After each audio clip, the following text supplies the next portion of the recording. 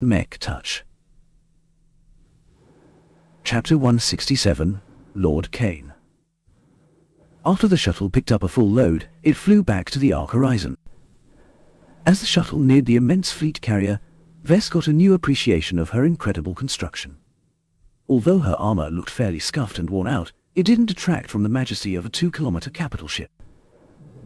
The CFA and MTA maintained a monopoly on warships. No other ships under any human power were allowed to carry fixed weapons. Supposedly, the main reason why they forbid arming ships was because they'd be capable of an incredible amount of destruction otherwise. This had indeed limited the massive amounts of death and destruction prevalent in internal conflicts. It also left the human polities scratching their heads on how to enforce their power in space. Eventually, they switched over to the combat carrier doctrine. Staring off from a basic mech carrier design, they enhanced its structure and massively piled up the armor. In place of fixed hardpoints, they added in armored enclosures, akin to bunkers on the sides of the carrier design. A rear entry allowed mechs to enter these bunkers from within the ship and fire out into space from its narrow gaps. Thus, they turned the carrier into an improvised warship. Over time, the bunkers grew more sophisticated to the point where mech designers came up with specialized defensive mechs that excelled in the role. They gave up almost all pretenses of mobility in favor of enhancing their power, endurance, and targeting systems. Both the CFA and MTA turned a blind eye to the phenomenon. The limitations of the mech frame ensured that they could never increase their firepower beyond the level of what a mech would be able to wield. It would be like a fly trying to shoot a human-sized pistol. It couldn't be done without cheating. This imposed a limit on an armored carrier's capacity for destruction, which suited their purposes. As long as no one flung around nukes or planet-cracking mass drivers, everyone got along fine. From an engineering perspective, they admired the Ark Horizon's ability to carry and field over 100 mechs. The floating citadel housed an extremely complex ecosystem in order to keep the mechs and the people who serviced them running. The shuttle passed through a translucent energy screen and entered one of the smaller hangar bays meant for shuttle traffic. Once it landed at its designated spot, the hatch slid open, allowing the passengers entry to the carrier's busy deck. "This way, please." A uniformed attendant greeted the guests and led them to the exit of the hangar. Vez looked around and noted that all of the shuttles in the hangar bay looked brand new. This contrasted sharply with the slightly worn and used look of the rest of the carrier. Once they entered the corridors and navigated through several decks, everyone could sense the age of the Ark Horizon. Lord Kaine hadn't spent too much time and effort in refurbishing its utilitarian interior. He wondered why Lord Kaine went to the trouble of procuring such an expensive ship in the first place. The crew seemed attentive enough, but as Vez walked past several hangars and mech stables, he noted that at least half of the mechs were owned by mercenaries. As his mind roiled with questions, they finally arrived at a large and expansive dining hall.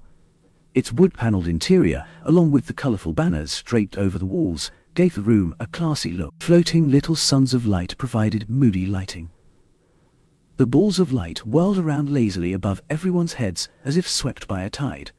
Various large circular tables awaited the guests. It became evident that the dining arrangements had been split in two. The first tier had been reserved for the mech pilots, while those who took up other professions seated themselves at the lower tier of tables. A strange situation emerged where Melkor had received an invitation to sit closer to the seat of power. "Go ahead, Melkor," Bess urged his cousin. "Observe the other guests and try to figure out their origins and motivations. I have a bad feeling about this mission, so I need you to keep your eyes peeled." Melkor nodded and patted Vez on the back. "I'll see you later then." That left Vess with a grumpy-looking Lucky. A security officer had attached a series of shackles and harnesses on his cat that prevented him from employing his energy claws. Lucky looked like a prisoner, with all of the extra hardware attached to his limbs. Since the harness limited his pet's mobility, he had to be carried around. Once the pair found their seats, they waited for the other guests to take their places. Low conversation hung about in the air as everyone started to familiarize themselves with their fellow colleagues. "Hello there." A middle-aged woman bearing the uniform of a ship captain greeted him from his left. "You look rather young to be invited to this banquet. Are your parents around?" The question threw him off for a bit. Vess regarded the woman with a wary look. Her question sounded innocuous, but had the effect of undermining his qualifications. Vess didn't wish to give away too much information, so he only replied with a single sentence. "I am a mech designer." The captain raised an eyebrow. "Are you now? That explains your presence. My, oh my, Lord Kaine finally managed to reel in a mech designer, and so young as well. You must be a great talent if the Lord decided to settle on you." This expedition has been delayed for several months due to Lord Kaine's insistence on bringing on a competent mech designer. That sounded worrisome. Vess might have to play a critical role to the success of the expedition. He wasn't sure he'd be up to the task. He expected to take part in a more modest expedition. Even as doubts started to swirl in his mind, their host finally made an appearance. An elderly man, with neatly trimmed grey hair, glided from the air like a god descending amongst mortals. Even the soft bulbs of light stopped illuminating the room in order to shine a spotlight onto his purple-robed form. Various emblems marked his many folds of clothes, one of which Vez recognized as a noble crest. No one spoke a word as Lord Kaine traversed above everyone's head. Once he neared the ground, he smoothly turned around and seated himself at a throne-like seat at the head of the foremost table. Kaine lifted a wrinkly hand, which caused the lights to turn back to normal. The man glanced slowly around the room and nodded in satisfaction. "Everyone is here. Good. I have waited so long for this expedition to come together. Now, the final pieces of the puzzle have fallen into place. This banquet represents the official start of our venture." Some of the guests sighed in relief. Evidently, they had been looking forward for the delays to be over. Vess went over these people and saw that most of them wore the same blue uniform as the regular crewmen aboard the Ark Horizon. Many of you may know me as Lord Jeremiah Kaine, the former patriarch of House Kaine. I fought in the trench lines as a mech pilot in my younger years and took up leadership of my noble house in my later years.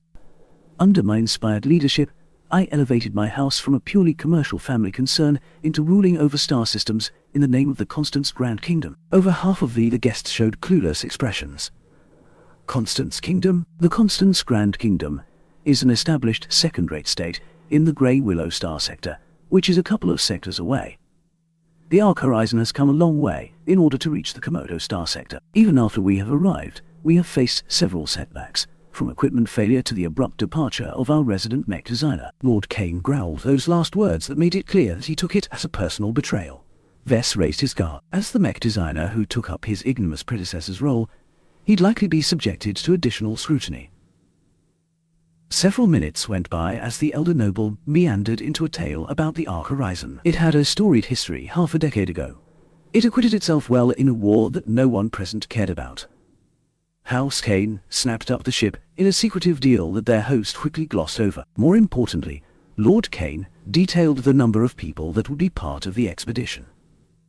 The core crew of the Ark Horizon consisted of around 900 stasers, mech pilots, and mech technicians. They were all directly employed by House Kaine, and enjoyed the highest amount of trust in the expedition. Secondly, Lord Kaine introduced the 3 trusted mercenary corps he brought with him from the Grey Willow star sector. They were also in charge of the Ark Horizon's perimeter security, and were also tasked with watching over all the other mercenaries. They also took charge of the Ark Horizon's perimeter security with 7 different ships of varying sizes. "Of course, there's also you, the local help," Lord Kaine said, and turned to the rowdier and less professional-looking mercs at the table. "While we have little in common, we share at least some common goals, the most important of which is to earn a fortune and retire with our lives intact." One merc who blatantly sipped a smuggled flask rose from his seat. "Hear, hear." Kaine glared at the offending merc. Evidently, the former patriarch did not appreciate the interruption. "I am aware that the Komodo star sector is one of humanity's youngest settled regions. I can make some allowances for frontier culture, but I appreciate it if you let me finish." Sorry, boss." With that incident done with, Lord Kaine resumed his speech. "Every one of you will play the leading role in our upcoming expedition. I have spent many days poring over every available mercenary course. Only those who are present here today have made the cut." All of the local mercs puffed themselves up like peacocks showing off their feathers. Lord Kaine had offered extremely generous conditions to every mercenary corps. They stood to gain a massive amount of wealth if the expedition panned out. "Those with keen eyes will recognize that most of your fighters specialize in close-quarters mech combat. There is a good reason for that which will become clear in the coming weeks. Make no mistake, you will have to earn your paycheck. Lord Kaine spoke on for 10 more minutes, but Vez hardly learned anything of true import. The elderly man kept bragging about what he experienced in his 200-year-long life. He proudly shared some anecdotes on his most famous war exploits. All of the Mech pilots lapped it up. They eagerly hung on to their employer's every word. The non-Mech pilots like Vez paid a lot less importance to his stories. Most of them impatiently clamored for a meal. Vez already suspected something like this might happen. Despite his age and many accomplishments, Lord Kaine exhibited the typical behavior of a self-centered potentate. His formative years as a successful Mech pilot had made a mark on the rest of his life. The main characters would always be the Mech pilots. The norms didn't matter as much. They only existed to serve the privileged class, who always played the main role in every conflict. The older and more solidified society in the Grey Willow star sector probably had it worse in this aspect. The old fart has a tendency to blabber for hours. The female ship captain whispered to Vez, "Personally, I think his doctors botched up his life-prolonging treatment. Sometimes he acts way too senile. You'd expect that kind of behavior from 500-year-olds, not 200-year-olds. They both sounded fairly old to Vez, who until recently never dared to hope he would get to live just as long.